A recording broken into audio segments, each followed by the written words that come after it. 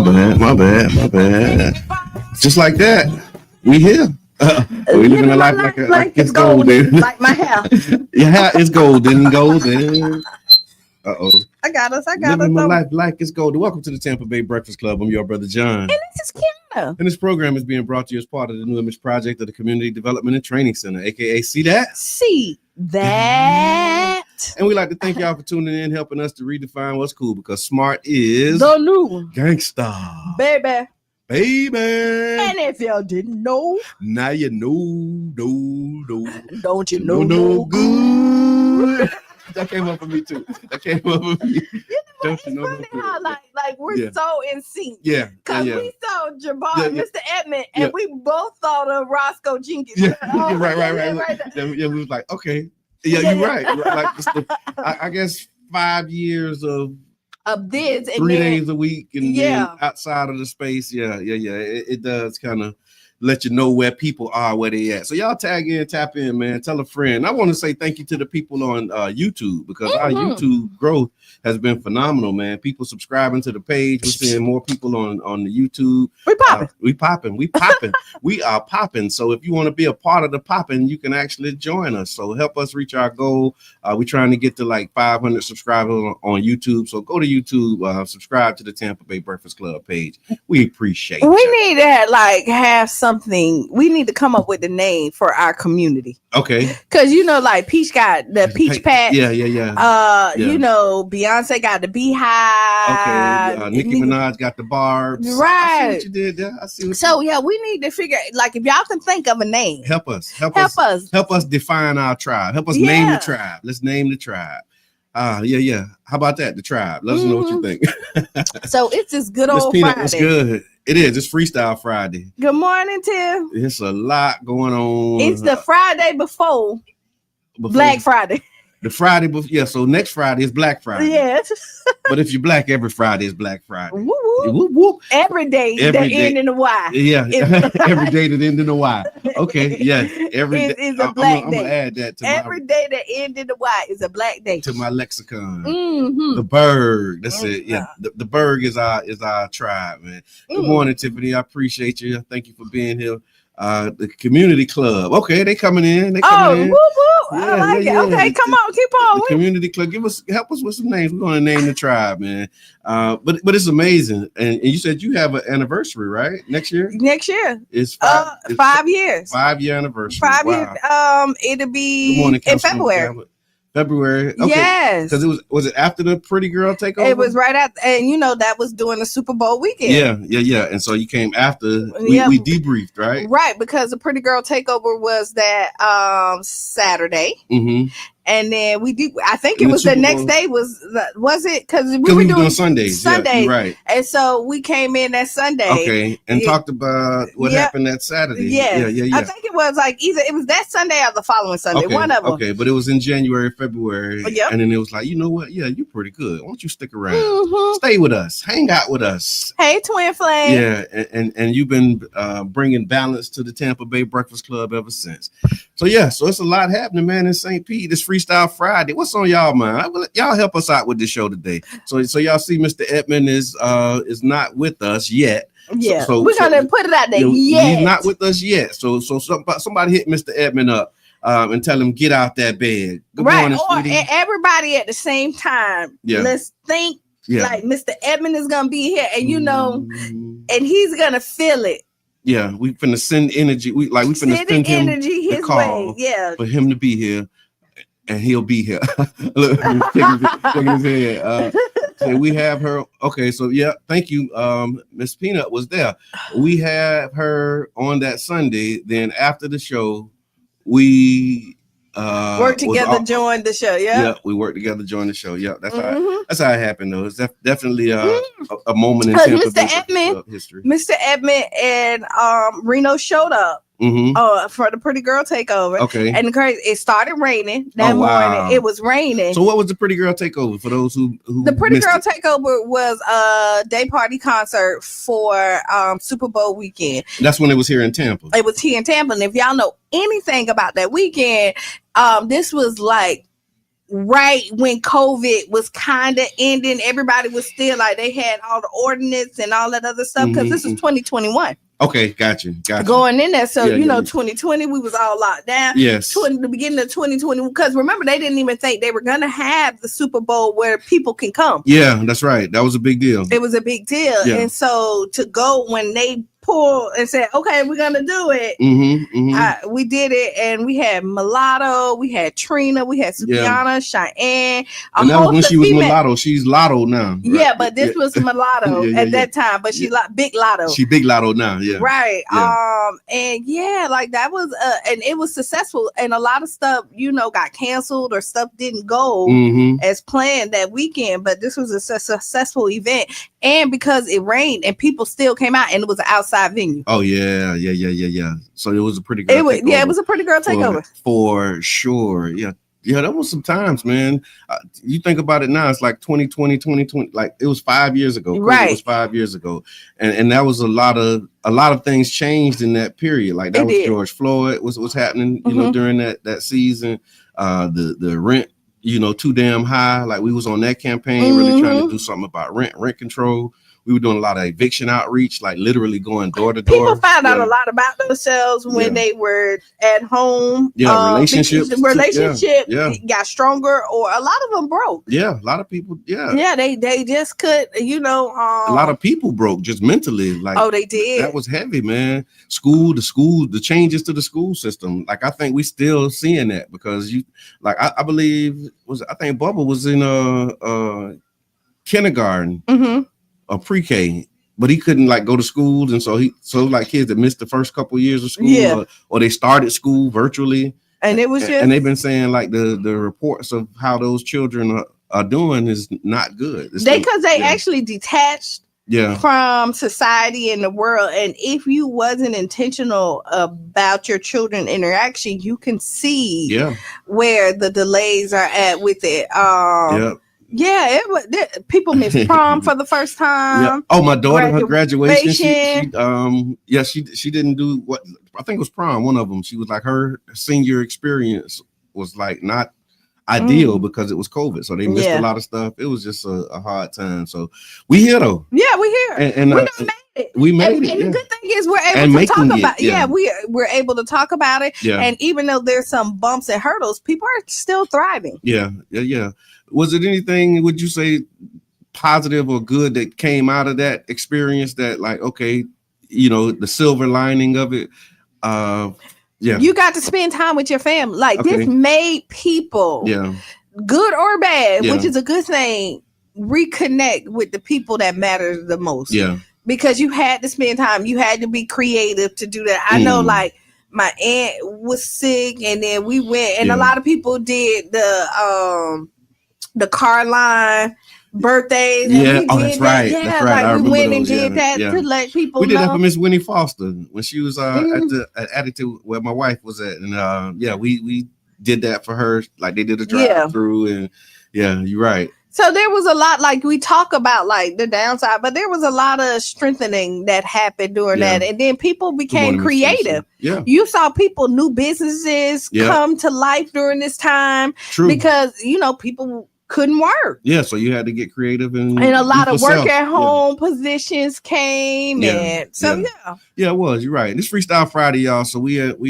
and we just kind of grew. We're talking about COVID and how the impacts of it. I think one of the things too, and I just posted, we're going to talk about it as well with the St. Pete Police Department and the mess that I seen online. But one of the things that came out of that too during that George Floyd was the CALL program, the Community Assistance Life Liaison program, and good, bad, or indifferent, whatever you think about it. That was something that we advocated for during those marches, and basically the idea was that you don't need to send armed police to every call. You know what I'm saying? Like there's certain call, like if your son or daughter's not going to school, you don't need an armed police officer to show up. No. If somebody's having a mental health crisis, you don't need an armed police officer to show up. And so being able to have and create this program where you have mental health, specialists that actually responds to these calls was a huge step in the right direction for our community, and they're getting great results. You know what I'm saying? Yeah. And so that was one of the things that came out of that. And so when I put it on my post the other day, I was telling Chief Holloway, like, you know, you've done some great work in the last 5 years. Don't blow it. That's what I was talking about. Like, like that's the specific thing that I was talking about, because it was, you know, the biggest room in the house is always the room for improvement. Right. But in that regard, like that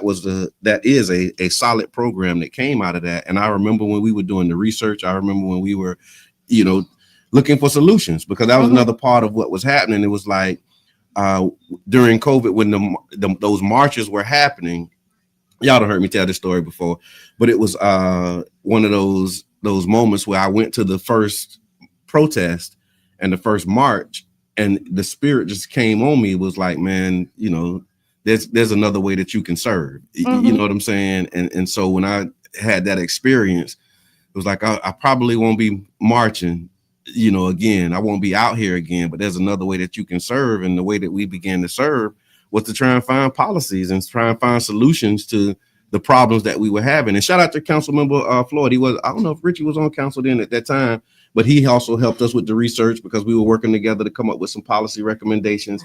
And one of those was it wasn't called call program at the time, but the model for sending no, because Ken came in 2022. Yeah, he was sworn in. I think he might have got sworn in virtually because he had COVID. Right. So I want to say that was the same time Richie did too. Okay. I think he. Okay. Yeah. That was during that whole time. Yeah. I want to say that. Yep. And so doing that. He was. Yeah. Okay.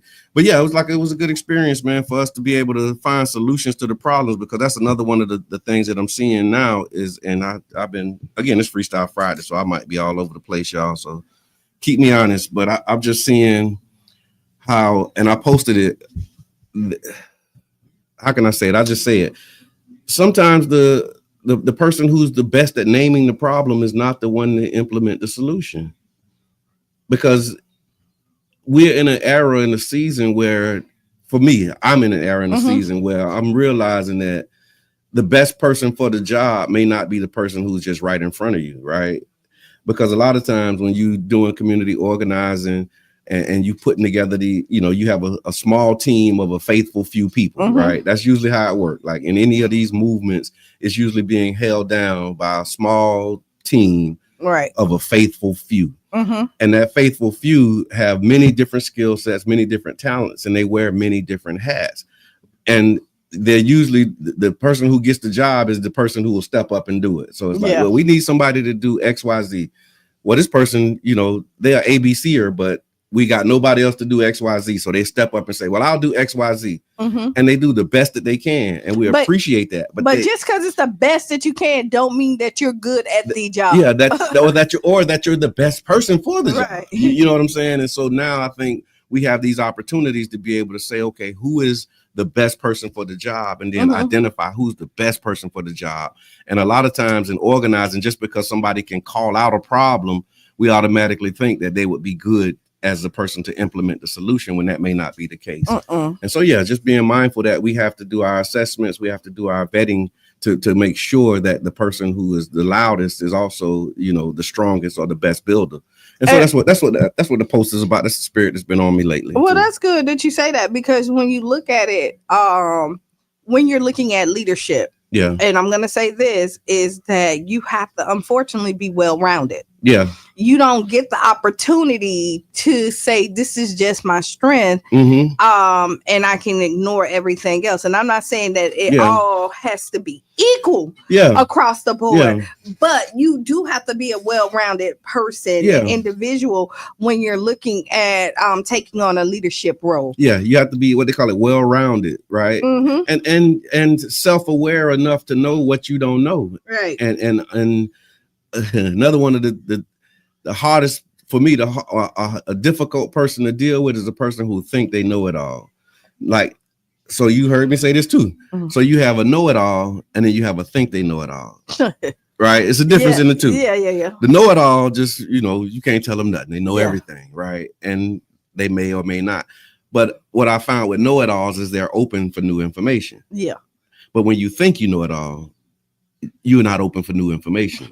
And you can't, and I can't tell you nothing because you really think that you know it all. Right. And that's a hard person for me to deal with. You know what? Hard for me to deal with, and I don't do good with micromanaging. Okay. Right. That's just not my style. Being micromanaged or doing the micromanaging. Both, all the above. Yeah, we talking about leadership, y'all. Yeah, we are. Yeah. All the above. If I always tell anybody that works under me, if I'm micromanaging you, that means somebody's micromanaging me. Okay. So like if I'm uncomfortable, you're gonna be uncomfortable. That's just kind of like the roll downhill theory. Yeah, right? Yeah, it really is. Like other than that, like I'm one of them people, like I'm gonna guide, I'm gonna tell you my expectations. You're gonna know that from like off the jump, and we're gonna roll like that. Like I'm a really transparent person. Right. I have learned that like transparency will stop a lot of stuff. It don't stop all. Yeah. And you just upfront with what you expect and don't expect from people. Yeah. That's a fundamental. That's a fundamental aspect of delegation. This is something that I've learned over the years as well. That delegation done wrong is worse than doing everything yourself. Because when you delegate a task, there's certain things that you need to give the person in order for them to be confident that they can actually meet the expectation. And one of them is being clear on what the expectation is. But flip side on that, if you don't delegate and allow somebody, then either one of those is the ship is gonna crumble. Yeah, it's going. It's gonna crumble. Yeah, like, because you only have or it just won't grow. It'll stay stagnant. And then the ship ends up crumbling. It's eventually gonna crumble. Is because you can't be at all places at all times, right? And people really, even in leadership, has to know what their strengths are. Like we've talked about, like the man leading the household, the head of the household, right? Put it in the chat. What are your strengths? So we're gonna keep talking about it, but I want y'all to share it with us as a leader. What would you say are your biggest two strengths that make you a great leader? Put it in the chat. So with the man leading the household, like they always say, do you listen to your wife? Like, do you take? You know, they always say that. I'm laughing because I'm laughing because for a long time I thought that I was leading, but she was leading the whole time. Because she got the neck. And she just knows, like she guide me in a way that sometimes I don't even know I'm being led. And that's the neck part. You're the head. She's the neck. Yeah. And the neck. She's so smooth with it. Yeah, so you don't even know because it works in sync. Yeah. But a good leader knows when you need to fall back. Right. When like you don't, when you cannot. King Reese said that too. Step up, step back. That is one of the agreements, right? Yeah, like you really have to know for any partnership, step up, step back. And you also yeah, go ahead. No, I'm sorry. No. Yeah. Tiffany said, I hate being I hate to be micromanaged. However, I understand that sometimes it's necessary. It is. Ish rolls downhill. No, you do need to say it when you have to micromanage, because if you sometimes there is audits and things like that are very important. Yeah. Because you want to make sure that the ship don't sink. Don't sink. Hey, caller, introduce yourself. Good morning. This is Missy, the job coach, aka Margaret. Hey. How are you this morning? Amazing. Good morning. I see you was up at 5:00 this morning. I get up until trucking starts early. I get up at 5:00 every day. I hear that. What's on your mind? So I want to talk about delegation. Okay. Some people can't delegate because they lack clarity. Okay. They want to micromanage the person who they've given the task to. Okay. I have been a person myself who realized that I didn't even know what I wanted them to accomplish. I tried to delegate to them, either thinking that they knew what I wanted, or not giving them enough of the steps and the goals that I wanted. Right. And so then I ended up doing more work trying to undo what they did. Yes, you're right. So you have to have clarity. That's you have to know, the person has to know what the goal is. Yeah. Right. And you either give them the goal and let it go and deal with whatever they do. Yeah. You know, good, bad, or indifferent. Or you have to give them the steps That's right. So you have to know who you're empowering. Right. And as a person who is managing or organizing something, you have to know, they have to know what your expectation is. Yeah. Right? I agree. If you're going to give it to them, you have to let your hands go and then deal with the mistakes that they make. That's right. And not be angry with them. Give them the feedback much later. That's right. Much later. That's right. Because in the moment, it looks like criticism. And people will say, listen, I don't even work here. If I'm a volunteer, especially. Yeah, you're right. Volunteer. Absolutely. Listen, I'm volunteering and you over here tearing me up. Don't ask me to do nan doggone thing else for you. That's right. That's right. And Google the word nan for those who knew, man. Thank you, Coach D. I appreciate it. You know what else I'm learning also is fear and control. Okay. Fear and control. When people are fearful of losing control or feeling that they're losing something of theirs, okay, it puts them in an unfamiliar phase, and then they start to react in ways they typically wouldn't. Mm-hmm. When you don't have to be fearful about things, because to be honest, if everybody does what they're supposed to do, everybody's gonna still have the role that they're supposed to have, if that makes sense. It does, but I wish we had a little more time. But we could talk about it on the back of the hour, because I got a whole thing on control that I would like to share with our audience. And also, when we come back from the break, of course, we're going to give you these community announcements. You know, it's a lot happening. There's a lot of giveaways going on this weekend. We're preparing for Thanksgiving week. So it's a lot that's going to be happening. And so we're going to give you the information about what's happening in the community. We're going to talk about this video that's St. Pete viral right now with the St. Pete Police Department. Nicki Minaj went and spoke at the doggone UN on behalf of Trump. We're going to get your take on that. And this woman in Chicago that was jumped, you know, by her son, by the kids. Yeah. And so it's a lot. I mean, it's a few other things as well, but y'all don't want to miss it. So we'll be back. We'll be back about 6-7 minutes after the hour. Y'all stick around. Okay, caller, you're gonna have to call back. Call back after the top of the hour. Yeah. And we'll put you on the air. We'll be right back.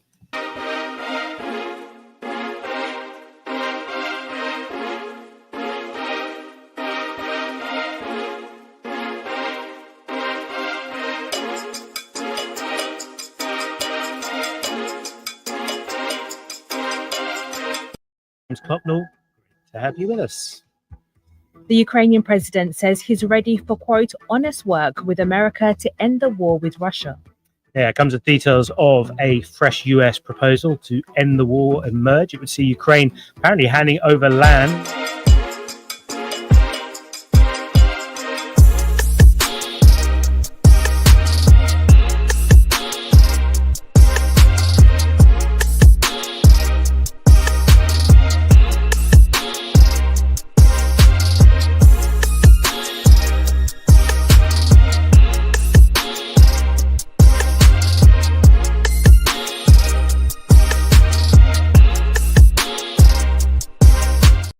Latest world news.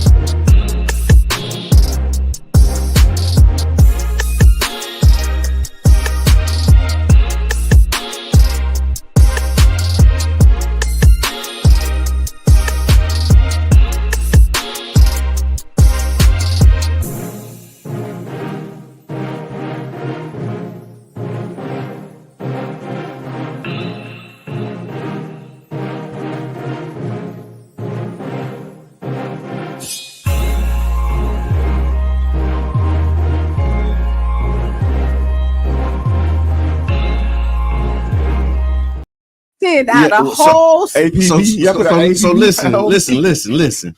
We want to thank y'all for calling Mr. Edmond. Yes, without mine. Because we asked and you delivered. We said, everybody, we're going to send a positive thought to get Mr. Edmond in the building. And ladies and gentlemen, boys and girls, friends and family, look who's with us. Mr. Edmond is with us. So thank y'all for making that phone a friend and getting your brother in here, man. And how y'all doing? Thank you. It feels love to be loved. Oh yeah, it do. It feels love to be loved. Yes, we was talking about like 21 days to break a habit. Yeah. And we was right there on the cusp. Right there on the 20th day. I come whittling and pooting.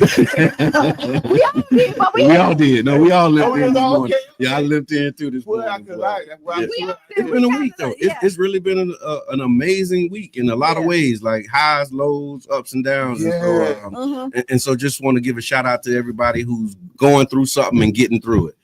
Because sometimes you can be going through stuff and it have you stuck. And so just shout out to everybody, man, who in spite of it all, you still going, you still showing up. You know what I mean? I appreciate y'all because I know struggling through it. Yeah, we appreciate y'all. It really is. Back of the room. This message for the back of the room because it's a lot of people that's struggling through it, boy. And you never know how much pain can be hiding behind a smile, man. So the hardest wounds to heal is the ones you don't see. Ooh, I saw that.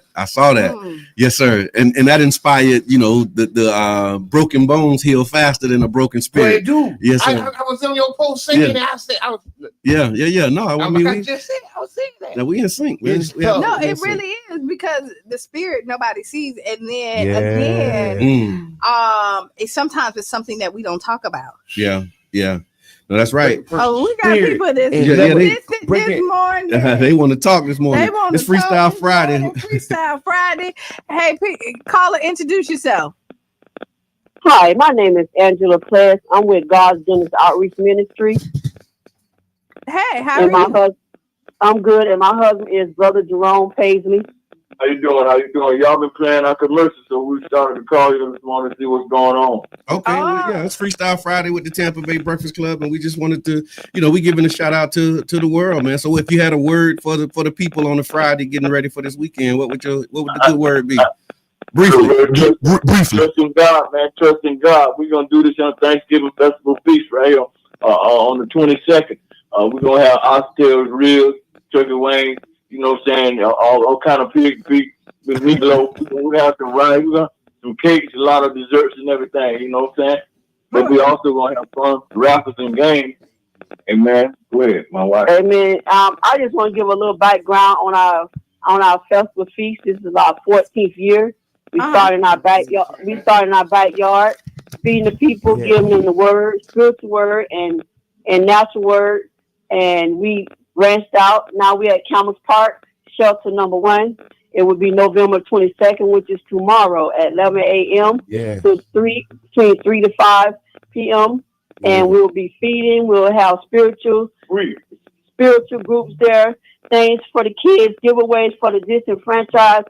We just want to give back what God has given us. This is our 14th year. And we just want everybody to come out. 14 years. And we've been doing it all unto God by the blessings of God. And he just keep pouring into us. So any donations, food, you want to make a dish, you can bring a dish. And a monetary donation to go towards items for the people. We giving away supplies for the people, like pantry. We're going to have some pantry food, all that good stuff. And it's God's Goodness Outreach Ministry. Yeah, all right. So tomorrow, 11 o'clock, Campbell's Park, shelter number 2, you said? No, number 1. Down by the school. Down I know where it's at. Yeah. Man, thank y'all so much for all y'all do. We appreciate it. Because it's people like y'all that keep the community fed, and even those that don't see it. Thank y'all so much. All right. Thank y'all. Thank y'all for having. I'm just gonna put our number out there: 557-8920 or 303-5509, or of course 727. And if anybody want to donate, come out, volunteer. Everybody is welcome. Thank you so much. Welcome. Thank you. Thank you. Appreciate y'all. That's community radio at its finest, and man. that's what we're talking about. You know, people giving back, support, and they've been doing it 14, close to 20 years. Huh? And I think that's so important, man. Thank y'all so much for calling in.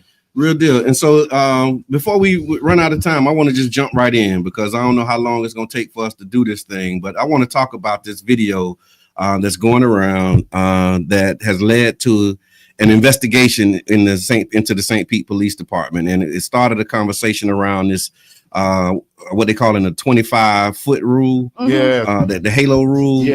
And so I don't even know how to set this thing up, man. It was just, I got so upset when I saw this video. And you never do that. I never do that. You don't, dog. And I got a call from somebody saying that, hey, what's up with Brother John? I'm like, what you mean? I've never seen him like this on social media. They call you, but they ain't call me. They call. That's how they do me. They'll call you and don't call me. So they say, here's what the headline is. It says a traffic stop leads to resisting arrest charge, highlighting the 25-foot Halo rule. No, highlighting police misconduct. That's their headline. It's always perspectives, right? And I want to see that body camera footage because I think that the young man clearly stated, I get on the ground. Like the officer had a problem. And I think that he needs to be suspended and or fired. And then I also think that the other officers on duty that did not report it. Right. Because that's what they always say. This is just one bad cop, but then you got good cops standing around watching this mess happen. And it's a thank God that those people were recording because it was a bunch of lies going to be fed to us. With a smile on their face and no, we don't do this. You do it every day. So basically, what the kind of some of the backstory was that. Good morning, Auntie. Some of the backstory was that there was a young woman who was pulled over, and then she was pulled over basically down the road, down the street, and so her uncle was coming to record, just to come observe. And she the one who recorded them doing him wrong. He's just walking down the street, coming to observe, like what's going on. Just want to make sure that you good. And then the officers approach him saying, you can't be this close. You got to back up. So he backing up. But then at a certain point, like, now I'm in somebody's yard. How far back you want me to go? My thing, what I posted was like, if you tell me to back up, right, and I back up and you keep walking up to me, right, now you are the aggressor. Now you're the aggressor. You know what I'm saying? And that was one side of it. Then the other side of it was you had people. There was an older lady in one of the videos, and she's in her yard. The police is coming up into her property on her yard. The Halo law means you got to move your house. You got to move your house. The Halo law. That's some bullshit. Excuse me. I'm sorry, but it was just so infuriating to see, especially like in this, like we just talked about, people going through a lot right now. You know what I mean? Like really dealing with a lot. And the last thing you need is the police to be coming up to you, telling you got to back up into your own house. Like I got to now you in my yard, you're trespassing on my property, telling me I'm too close to you. But see, this is the problem. Police are emboldened, right? By, how can I say it? I'm going to just go ahead and lay it out. Our far right police policies that give them a halo when we know that these people have been beaten and brutalizing us as a citizens, as a community. So this is just a wake up call. I'm glad that man didn't get seriously hurt because that officer could have really did something bad. And guess what? We might have been in front of another riot. Right? Because you don't know who you putting your hands on. And the next one may be, because I'm telling you, man, I'm telling you. You see the boil of in this pot, right? It's boiling. No, it's boiling, and you can see it. And so let's thermometer. I'm gonna get out of here. You gotta check your temperature at all times. No, but you can, because you saw them bother the people under the bridge. Like, you know what I mean? And I understand. And that caused a lot of outrage. Like people been doing that for years and all that. You have somebody who's providing healthy food options in the food desert. And then you telling him he gotta leave. Come on, man. We ain't even really talk about that. But again, back to this thing with this law. You're right. I think it is people being emboldened. And my thing to Chief Holloway, if you're listening, or Major Gillum, Chief K, if y'all listening, man, talk to your people, man, and know talk that to your people, because we are not trying to hurt nobody. Like, and the last person we trying to hurt is first responders or police officers. Like, we don't have a history statistically, like statistically and just commonsensically. Like you don't have a problem with people approaching police officers with the intent to harm them. I need a police to call and tell me y'all have a big problem with that here in St. Pete. But I will tell you what we do see a problem of is police putting their hand on people, right? And the fear of Black people. Yeah, the presence of them will make you react different than you will another community, and this is the problem. And I always say, give us the same consideration that you give somebody that looks like you, right, or somebody. When you look at it, and even our Black officers who kind of go ahead and take under that persona, you still need to give some consideration. Like, that, like, honestly, overall, we're good people. Yeah. Like I said, when you look so crazy. When you look at the law and the way that it was applied, it was totally not called. And for me, if you really look at the video, the Halo law doesn't come into effect because this officer just maliciously slammed this man. Right. It wasn't like. Let's take this call. Caller, you on the air? We talking about the incident in St. Pete where they cited the Halo law. What's your take? Yeah, hell of a law.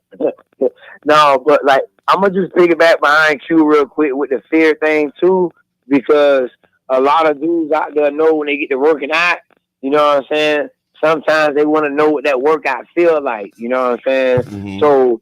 So like, fear has to be, to y'all talking points, it ain't no history of this, so then it might not be fear. It might just be, I want to get off. Yeah. Right? Okay, just a flex.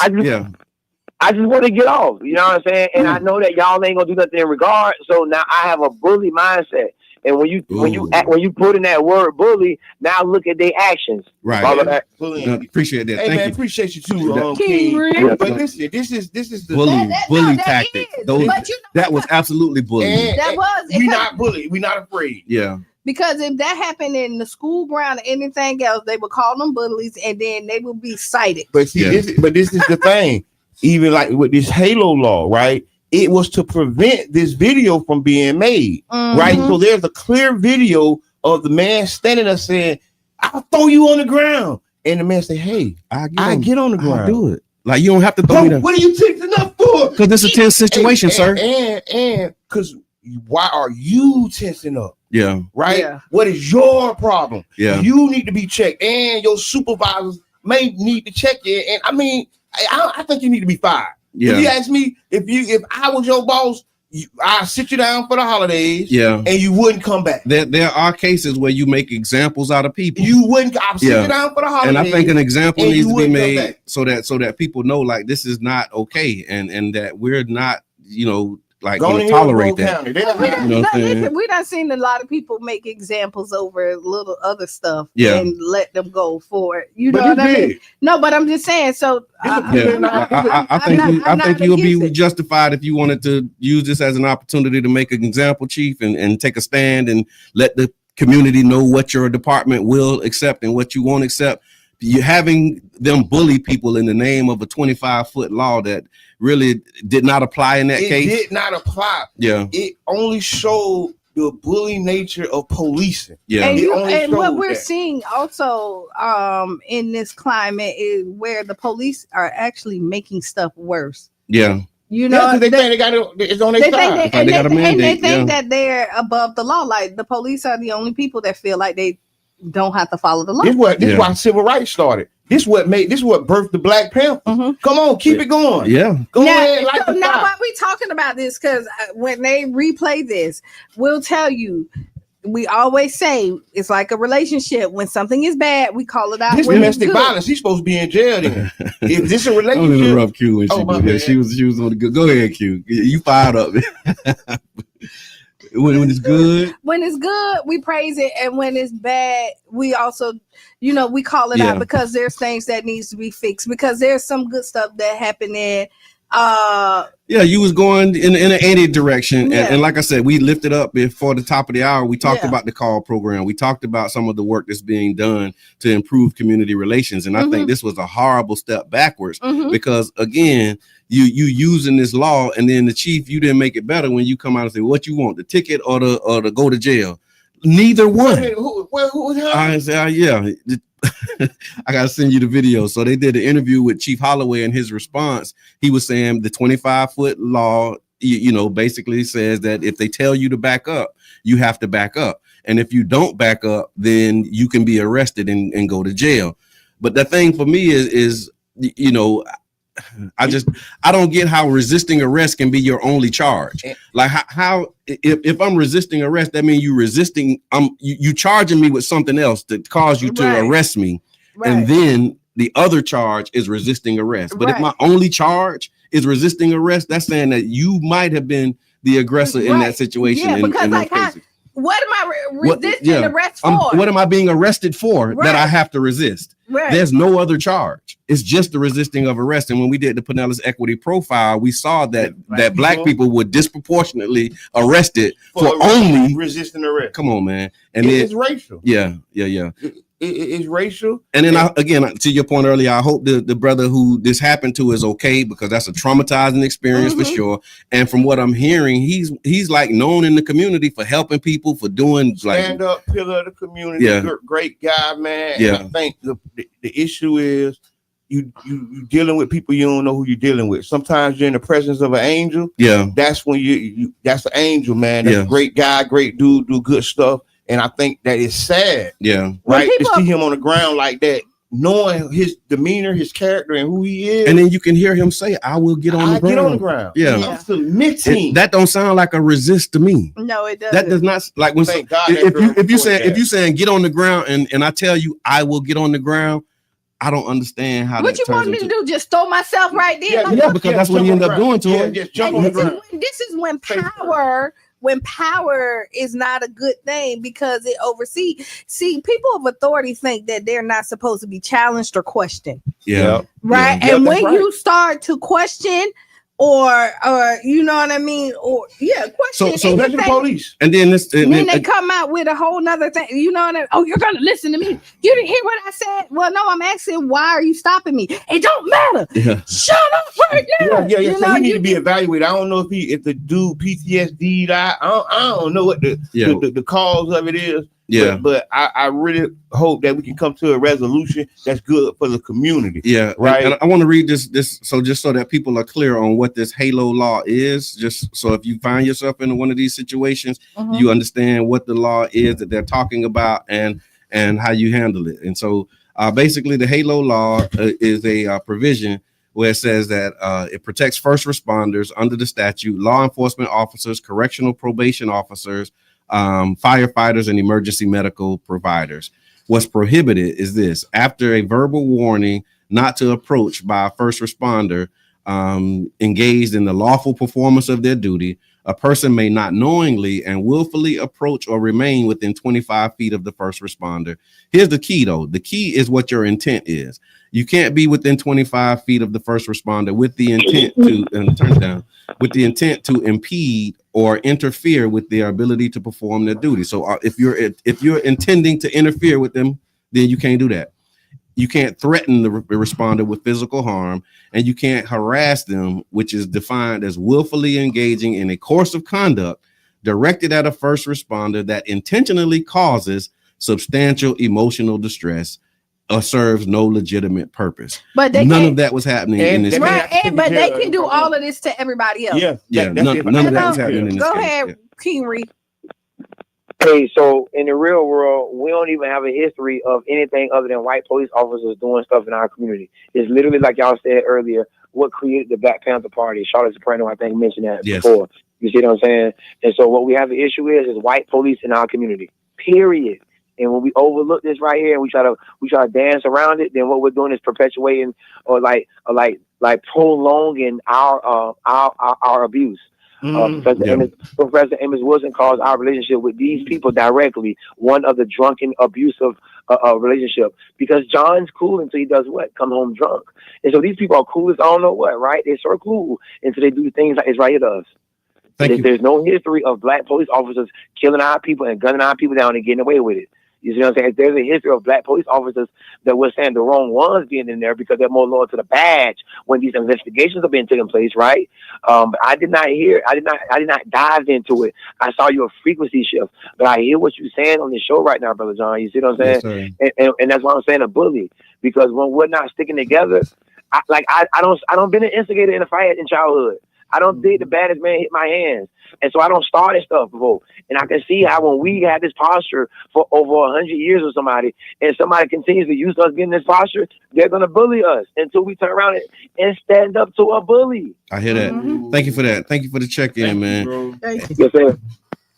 So again, keep your eyes on that. Stay informed about what's going on. And Police Chief Holloway, man, I want to see how y'all handle this, because I was really disappointed in that whole situation, because again, seeing this older lady in her yard, and I don't know if y'all saw that video, but she was in her yard and she I'm like, this is my yard. And he walking up to her, telling her she got to get back, and she complying. And the more she go back, the more he come forward. And then it get to a point where they're like, well, you on my property. So at this point, you're trespassing. So if you are afraid of me,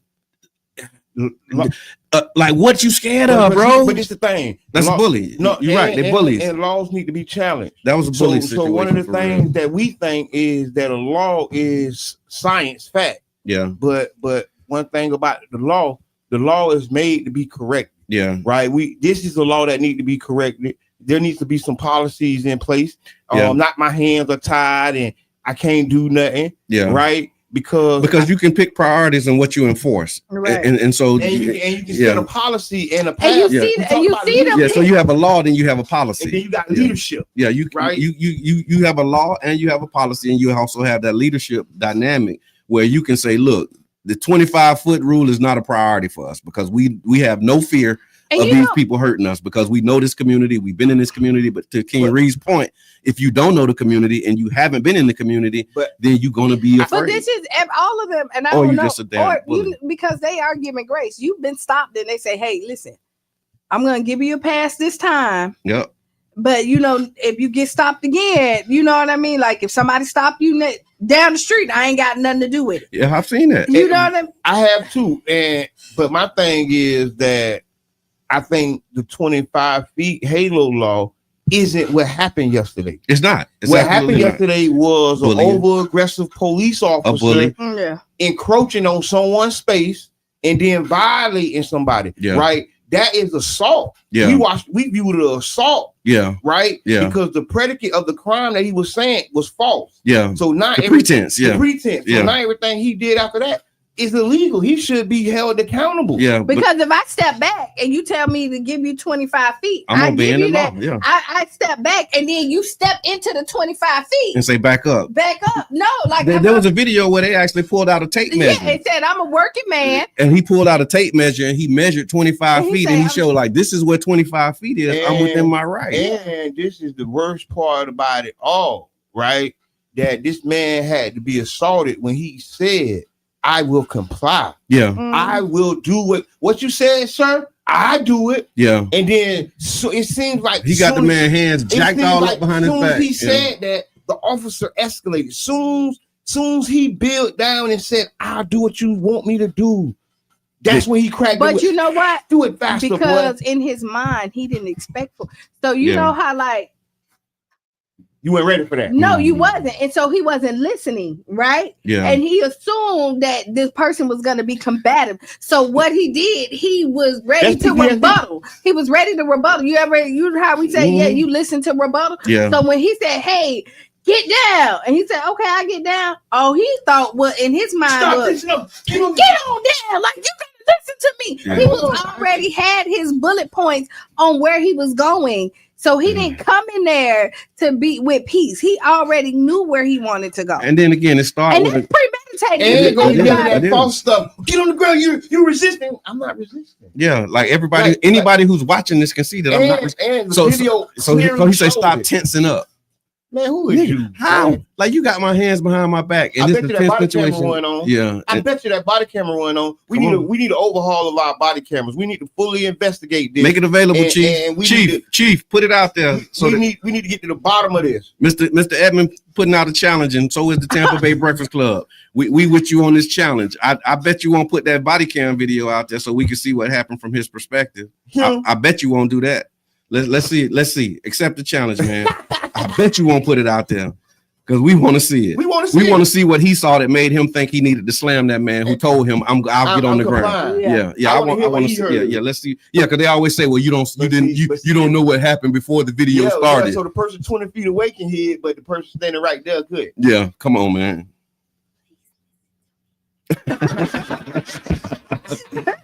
Oh my God. Oh my goodness. So you're listening to the Tampa Bay Breakfast Club, y'all. 99 Gems. We're talking about this bullying incident that happened in the St. Pete Police Department where an officer bullied a man on the street and bullied a whole community at this point. Yeah, he assaulted them, bully a bully who assaulted the community. Like we finna like tell y'all what really happened because they said a premeditated bullying that resulted in an assault. Like, thank you. Is that what happened? Yeah. That's what happened. That's what I saw. False arrest. I didn't see this. They said traffic stop in St. Pete leads to resisting arrest charge. And the news highlights 25-foot halo. No, that's not what happened. The news. That's not what happened. Yeah. You're covering. Yeah. That's a cover. Yeah. The Halo law right now is being used as a cover for bad policing. Yeah. Mm-hmm. It's up and down. Yeah. Call it what it is. And you know what? I think it might be another part of when we're talking about the George Floyd. Because if that video with George Floyd wasn't video, then then the world wouldn't have changed the way that it changed. And so to prevent them from capturing another George Floyd moment, then now you put the law say, well, you got to be 25 and then what happened is too with the George Floyd, because people do fear of going to prison, going to jail. Thank you, Ellen. He said, and I'm yelling in his ear. I know this might get hot. So I'll back up from the mic. Appreciate that. Listen, that was traumatizing. But man. You look at with this, even with George Floyd, with all the people who saw all the stuff that was going wrong, right? Yeah. Nobody ran up there and tried to pull them off. Nope. So that lets nobody interfered. Nobody interfered. Everybody just recorded. Right. Just saying. But this is the thing is people should, when you see this right here, and somebody's like, they didn't threaten the responder with it. They didn't impede or interfere with their ability to perform their duty. Mm-hmm. They didn't threaten the responder with physical harm, and they didn't harass them at all. And so, like, what were we doing here? So, also we're talking about bullying. I saw it was a case in Chicago where have y'all seen this with this mother who was with her 8-year-old son, I believe, with an 8 or 9-year-old son. Yeah. I wish I would have had like more of the backstory for it, but I had a late night last night. So just knowing that this is something that's ongoing in multiple ways in our community, man. And so when you think about a situation with bullying among children, the last thing you want to wake up to is see St. Pete Police Department or any police department bullying our community. But yeah, it was a sad situation where this mother was actually attacked by some children with her child, and she's now moving forward, like pressing charges. But the people in Chicago have surrounded her, and they've been like really helping her and her family. She was pregnant, and it was another one of those situations where it's like we just gotta do better, y'all. We do got to do better. And in that situation, people are hurt, right? And so your actions does have consequences. Of course. What? No, it's like all these stories that I got. So we got the bullying of the St. Pete Police Department that led to an assault, and then you got the bullying in Chicago, and then you got a black woman that was sent home from the hospital, and had a baby in the car. Yeah, because they said she never even saw the doctor. They told her that she wasn't dilated enough, or something like that. And she fully dressed and sitting in a chair in labor, and they say you're not dilated enough, so we're gonna discharge you. They discharged her, sent her out of the hospital, basically. And so her husband, on the way to another hospital, she ended up having the baby in the car because the hospital discharged. They refused to give her care. What's going on in the world, man? But that's every day. That's Nico been talking about she that. Have been. And her nursing experience. She have been. She woke me up to what a lot of patients are dealing with that people don't talk about. Yeah. And she's calling for nurses to stand together and be advocates for patients. Yeah. So stuff like this don't happen because like there's a epidemic, especially with it happening to us. Yeah. In our family. You're right, man. And it's just like I said, the you seeing Black women in labor, and I guess in some minds now, the birth of our children is a threat. Like they don't want to see and support that. And so shout out to the Uhuru movement. They had a program and have a program where they have been training doulas. And I actually started looking at what a doula is and what a doula does. And it's basically a non-medical person that is trained to support, women who are, in the birthing process. Yeah. And so we need more doulas in our community, especially now that we're hearing what Mika's saying about, just the treatment of our people when they come in there. There's research that has been shown about, how they dismiss the pain levels and says that, they believe that Black women can endure more pain. And so they you say it's a 10, but they tell you, no, it's not really a 10, it's a 3.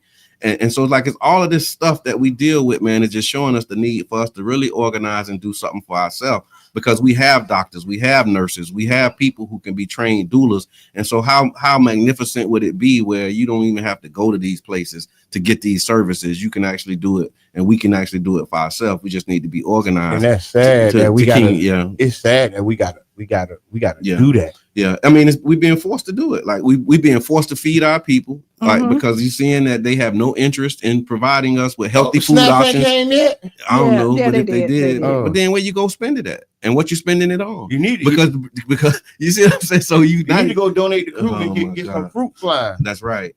So yeah, we got a caller calling in. Yeah. I see it. You don't think I see it?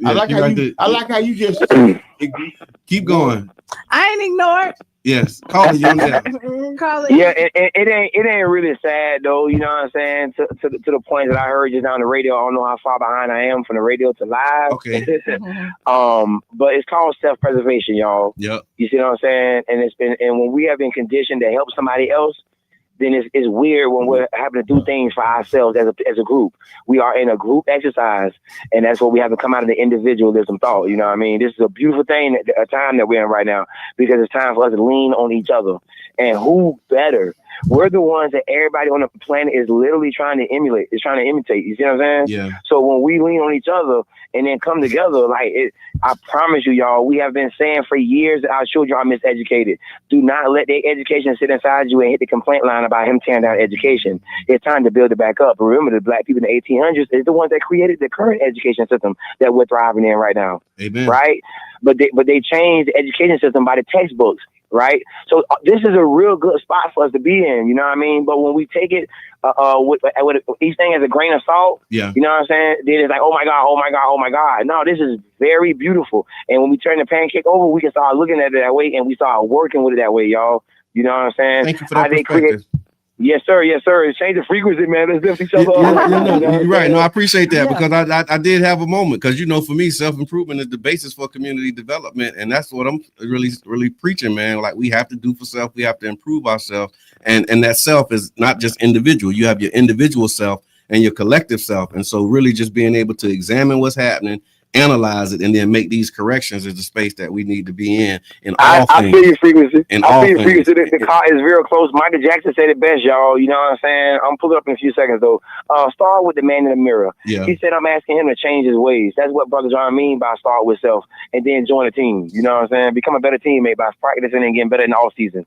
I'll be there. All right. Amen. We got comments too. Erica, thank you for your comment. She says, this is why maternal health for Black women is so poor. The U.S. has one of the highest rates of maternal and fetal death of any developed nation, largely due to racism and all the other factors that impact our lives.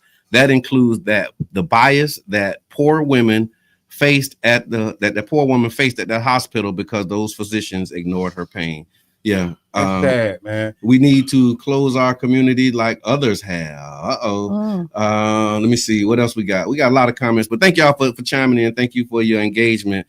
Nicki Minaj was at the doggone UAN. Did y'all see that? I posted the video. I think I like it. You like Nicki Minaj speaking at the UN? I mean, I'm an advocate for getting people involved. I had to really think about it because at first I had a bone to pick, right? Okay. I ain't like it, right? I said she being used, but then I said, well, here I am in the community attempting to get people involved. Okay. And what if I run into a Nikki and then she tell me she conservative and she love what the president doing? Do I not talk to her no more and keep her involved, or do I send her to the UN to stand up for the things she believe in? Good question. Caller, you on there?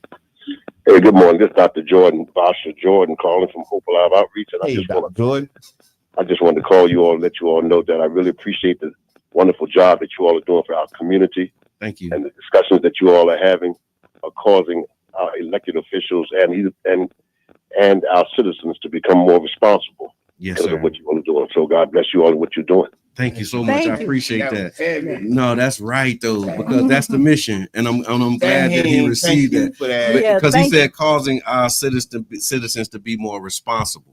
That's really the mission, and so for you to receive it that way, I needed that in this moment too, because sometimes you just do the stuff. You be like I thought I'm being late, but guess you been summoned. I done bought my dog. People summoned you. My COVID thermos. Man, I'm telling you, you don't know how that shot in the arm, keep you going. But go back to, I'm gonna agree with you, Mr. Nicki Minaj at the UN. So I was sitting up here thinking about it. I like the perspective because again, we can agree to disagree, and we all don't have the same perspective. Okay. But as long as it's respectable. But did you watch it?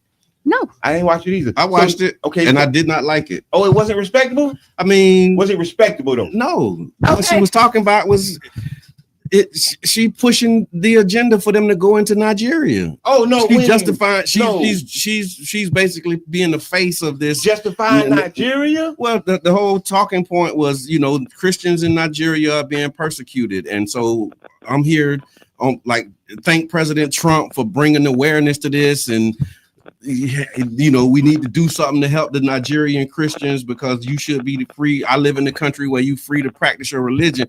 And I'm like, okay, you're like, if you're going to be on a platform and you're going to be engaged and be involved in something that for your people, not against your people, because good and doggone well that when they go over there to Nigeria, Christians being persecuted is the last thing that's on their mind. And a matter of fact, they're going to get them Christians too. Come on, man. What we doing? Caller, you on the air. Hey, good morning, everybody. This is Miss Debbie Yati. And not to shift gears, but I am just a little bit. This is such a serious conversation, and I want to say thank you. You'd be surprised how many people were pulled over on the road for no reason at all, and I having triggers with this conversation because I was pulled over. Wow. And my experience was interesting, but that's a whole nother story. Sure. But I just want to say to people, we do need to talk to the police department and say, what in the hell makes you stop us in the first place? Right. That's right. That's right. the question. That's right. Because if I'm driving down the road and I got a raggedy car and look like I'm swerving, why am I getting arrested? Right. That's or you got a nice car. Yeah. Yeah, you can have a nice car too, and so it's really interesting. I remember when they put the cameras up on 22nd, and then they had to take them down because they realized that they were just stopping us. Yeah. So, yeah. It's a world that we live in, but we definitely got to stay woke. Absolutely. Right. Thank you so much, Miss Debbie. Thank you again. Don't stop, woke. So now back to stay woke. But now see, Nicki Minaj at the UN. Yeah, so I watched the video. I was with Mr. Edmond because I do. But now you don't jump the other side. Yeah, I do still believe in difference of opinion. But I'm on that side with you too. But I always have an opinion if I listen to it, and I did start off saying I didn't. I didn't hear it either. But if you going over that, come on. Did you hear the speech? What you hear what she was talking about? I didn't hear the speech. But if it's what you said, then listen. It's on the Tampa Bay Breakfast Club page. You can find it on the page. Malcolm X said that they will use entertainers, comedians, singers to be leadership for black folk, but not call Mr. Edmond. Because I would have told him about this police brutality we dealing with. These bullies, right? These Holocaust-like conditions that the black man has to live through in America, right? And then I dare you to say we didn't. You ticketing somebody who's giving out the apples on the corner. We ain't went through some conditions that's equivalent. Okay. So when they going in there to Nigeria, what are they really looking for? They looking for gold. That's what I'm saying. Oil, resources. They're not going in there to say, hey, because listen, they don't want us to practice different religions here. Like when they look down at you, if you're not Christian here. Right. Yeah. And so just think they're going in there and say, hey, we're gonna know. Well, remember they like that's the thing. Like we have so much documented history with them using false pretenses to go and invade countries. And then say, oh, the My Lai thing that happened to kick off Vietnam, like the sinking of the Lusitania. Y'all remember 7th grade history? I remember that. It was like the sinking of the Lusitania was one of the things that they taught us about. Then you later find out that was a lie. The context around how Pearl Harbor was bombed, how they created the circumstances where they had no other option other than be like, yo, we got to do something. Then you got the what was that? How they had Colin Powell, going to the UN talking about weapons of mass destruction that led to the war in Iraq, and then they get over there and didn't find them. And so now you got Nicki Minaj standing up here talking about the persecution of Christians in Nigeria, and as a pretext for them to go over there and do it again. So we do not support a war in Nigeria or Venezuela or anybody who's telling you that they need one, because they have warships in Venezuela in the Caribbean right now, and they're not helping Jamaica. Right. Jamaica just been devastated by one of the biggest and strongest hurricanes ever. Right. And we have full army patrol in the Caribbean right now. Remember, they lied. Okay, and introduce yourself. Call you on there. Hey. You got the mic. We can hear you. What's on your mind? What's on your mind, Coach D? Phone breaking up real bad. Call us back. Yeah, because we can't hear you. All right. Okay, so we talked about that. One thing we didn't do, because time is ticking. Yeah, it is. Thank you for the clock we never did announcements on what's going on this weekend, right? Let's do that. I want to do this other thing too. Here's a last story that I have, and then we can get into the announcements and stuff that's happening. We talked about the road rage incident. Remember the road rage incident? And what has been an arrest that was been made that has been made in that road rage incident? And they finally gonna publish the mug. Yeah, they published the mug shot of the individual. He must work for ICE or something. Well, they was first saying that he was claiming self-defense. And for those who don't know, it was a road rage incident that led to the murder of a DJ, a famous DJ, a popular DJ over at DJ Shy Guy over at 7th and Grove. Yeah. And he was murdered as a result of a road rage incident. And the person was claiming self-defense, and they have now officially charged him with second-degree murder. So that's just an update and a follow-up to a story that we were talking about in the past week. I just wanted to give that update. So what you got, Q? All right, tomorrow turkey giveaway. Okay. 2 to 6 Saturday market shops, right? Mm-hmm. It is in both Saturday shops. Saturday shops. Yeah. Saturday morning shops? No, just Saturday shops. With Bo Williams, the city, everybody. So from 2 to 6. Rod Wave turkey giveaway on Sunday. What else we got going on? Oh, I can give you. Let me see. Let me look at my list. The Community Tech Day. Yes. So tomorrow is the Enoch Davis takeover. Yeah. We're going to be at Enoch Davis taking over for the Tampa Bay Urban Futures Festival. And so come out. It's a free festival, free Community Tech Day, creative workshops, panel discussions, and the first ever Tampa Bay Urban Futures Comic-Con. And so the Tech Day presentation will be happening. Like, it's a whole schedule. You can go to TBUF Fest, TBUF Fest Yeah, I'm gonna put it in the chat. But we've been talking about it. But definitely come over to Community Tech Experience. It's Saturday, which is tomorrow, 12 to 4. Enoch Davison, a family-friendly tech event featuring AI technology, drone programming, 3D printing, aviation simulators, as well as entrepreneurial tech. There'll be MetaQuest VR. Hands-on demos, community partners, and youth innovation. So make sure that you register also. Go to tbufest.com and you'll be able to register for that as well. Yours truly will be the hosting and moderating a conversation around youth and AI and education. So y'all come on out, bring your family, friends, or come by yourself. It's gonna be something for you to be able to do. We're gonna be there from 11. Yeah, we're gonna be there all day, man. That's why I said it's takeover. It's a takeover. So, and it's a part of the program. There's a re-envisioning our urban environment conversation that's happening at 1, being hosted by PDAP. It's a powerful conversation on how art, design, and collaboration can reshape the way we build our cities. It's going to be a great panel discussion moderated by Teresa Lynn Morris, who's the founder of Inspiring Health Collective Advocacy Alliance. Admission is free. However, donations are encouraged because y'all know we're not getting a lot of support for these things. I love the 90s party will be next week. Get your tickets there. I heart the 90s, and I do. Yeah, I do too. I do. I really do. And also I had something, but I can't even think of it now. Which one? It'd be like this. I was going to say, get your coffee. Okay, from Urban. Yes. She back. Yes. Yeah, she back. Yeah, y'all told me something I ain't know. Yeah, she back. So pull up. That's what we need to meet at today then. Okay, I mean, set it up. Ain't no whiteboard. And then also just want to remind y'all, man, that again, Mr. Edmond alluded to it. There's ships in the Caribbean, but they're not there to provide help to Jamaica. I'm telling you, man, I've been pointing that out because I feel that those ships should be coming bringing support. Yeah. And since they ain't, we need to bring support. And while you're talking about support, we're still doing the drive for Jamaica. That's right. So we're teaming up with local partners to launch this urgent disaster relief drive. I see stuff coming in here at the station. So thank you for those who have dropped off donations. We appreciate that. You can drop off donations here at the headquarters of 99 Jams. You can take it to church with you over at Bethel Community Baptist Church, or you can take it to Taste of the Islands as well. You can also, if you want to give a monetary contribution, you can go to 99jamstheberg.com, hit that donate button and tap in, man, and support. Also, we want to let you know if you're a candidate and you're running for office in 2026 and you're looking for a way to connect with the people, not just the voters, but the actual community, you can do that by subscribing. 99 Jams has a space for you. You can underwrite a show, build your audience, and share your message. Your message stays local, your support strengthens Black media, and your campaign will get consistent visibility.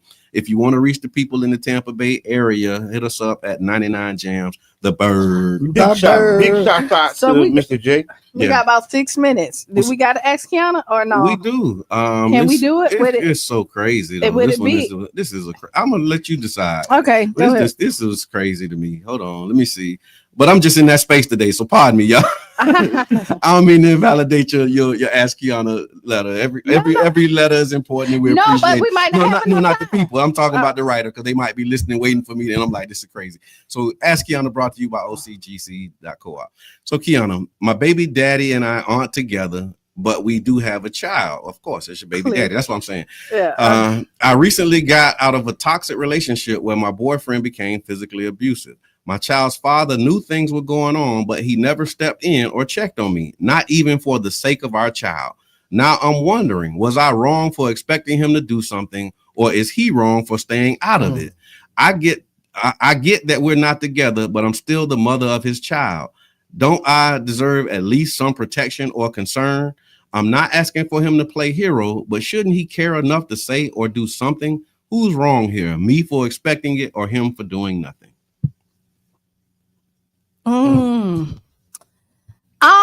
He don't have to say nothing. It'll tell you, to be honest, is like you stay out of people's business because he hop in, you decide to still stay with them, and now there's a different kind of tension that's happening. Now, it sounds like y'all must have had some type of conversation because he knows about it. Him giving you advice like, hey, you need to leave or something like that is really all he can do at that point, because once he step in, he does put himself in another situation. Him, only thing I would have suggested that he go ahead and take the baby out of the situation, because you're grown, you're going to decide to do what you want to do regardless.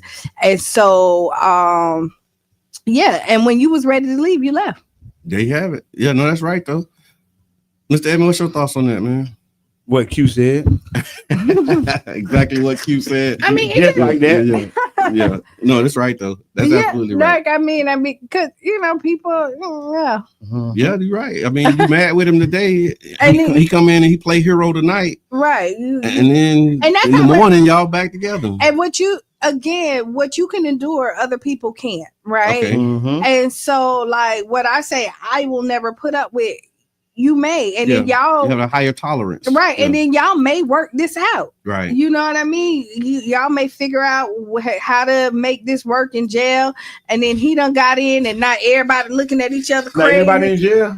I say jail. G-E-L. Yeah. But not everybody, so yeah. Oh, Yubi said it's not his relationship, it's yours. Coach D says nope, because if you stayed with that guy and you didn't, because you stayed with that guy and you didn't walk away. It is. It's different if you were out in public or somewhere else where somebody can physically see it. Somebody step in at that point, and people don't want to do that either because they're losing their lives. We saw a man get murdered for that. I remember when Professor Mack was on. There was a clip where there was a man and woman fighting at a gas station. A bystander intervened. The boyfriend shot the bystander, and the girl got in the car with the shooter, and they both drove off. Yeah, you know what I mean. So come on, you got to pick your struggle, man. Not saying that you stand around and just watch abuse happen, but be mindful of how you intervene. And I'm with you, and stay ready. And, you got to stay ready, so you don't have to get ready. But also, I want to say thank you in the time that we got left as well. To those who have been watching our city council watch parties. And so we have a new segment on the Tampa Bay Breakfast Club. We're actually working to try and figure out how we schedule it. I'm thinking we probably can do them on like Tuesday and Thursday mornings. But we want to keep our community engaged in what's happening, decisions that are being made around our city. And so we're bringing the meeting to you. And since you won't go to the meeting, we'll bring the meeting to you. Right? And people tapping in. Yeah, and people are tapping in. And that's why that's the point. I really wanted to just thank those who have tapped in. People have been saying, they've been helpful. They appreciate it. Learning. People sharing stuff with me that we've been sharing. Yeah. Well, you feel that great out yet? My dog, man, appreciate you, B. Yeah. My dog just text me. Yeah. You feel it out yet? No. Yeah. But they're making sure that we do what we're saying, and I appreciate that. But we want to just make sure that we get the information out. So the last one that we did, I think, might have been the Youth and Family Services Committee meeting. Yes, thank you for that one, because that helped people understand how the sausage is made. Yeah, and so we got that one. And then we also going to do a special one on Monday night with the president of the One Community Grocery Co-op. We're gonna send y'all a link. And so we're going to go back and we'll watch the replay of the vote that happened where the co-op was not supported. And so we're going to watch that together with the president, because when we will watch, we were sitting there in the council chambers live, and as the presentation is being made, like we were making comments like, well, that ain't actually, or that, right. And so we want to, we're going to commentate. We want to give you some money. We want to give you our perspective as being invited to that meeting, what our experience was, and also allow you to see the full context, because what you saw was the vote. You know what I mean? And so, and some people was like, oh, well, you didn't see the whole thing. Again, you don't know what happened before the no vote got there. We're going to show you.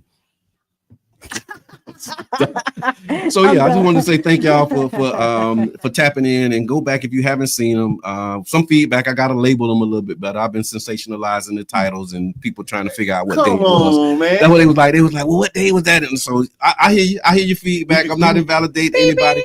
We're just trying to get the information out so that we can have informed citizens as we go into this electoral cycle. No more business as usual, man, and no more just campaign rhetoric. That sounds good. Like, we want to hear solutions. We want to know exactly what the plan is and how we can be engaged as community. And we want to tell you about our agenda. Absolutely. I think that goes without saying, but we're going to say it loud and proud. We're going to say the quiet part loud. Thank you very much. So everybody can hear. All right, final thoughts. Well, It's not. It's been a great week. We're gonna see y'all this weekend at Enoch Davis. Yeah. Thank y'all again. Thank y'all for calling Mr. Edmond and getting him in us. Man, it's been an amazing week, and we're gonna see y'all on Monday, man. Y'all have a great weekend. Be safe, enjoy yourself. This has been the Tampa Bay Breakfast Club. I'm your brother John. And this is Qiana. And I'm the one and only Mr. Edmond. Up next is Sister Hughes. Make you lose your shoes. And shout all around the house. We out of here, y'all. Peace. Bing, bing.